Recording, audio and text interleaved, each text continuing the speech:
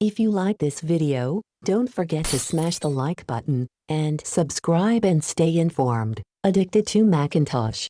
Hi, I will show you how to change passcode on Apple Watch. To change passcode on Apple Watch, press the digital crown to access the home screen.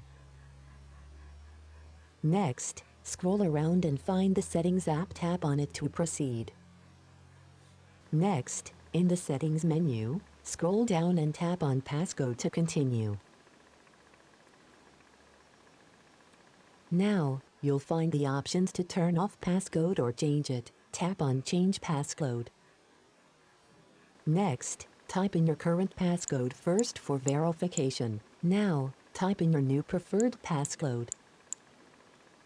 You'll need to retype your new passcode to confirm the changes. All set. It's that simple. Hope you enjoyed this video. Have a nice day. Subscribe and stay informed. Addicted to Macintosh.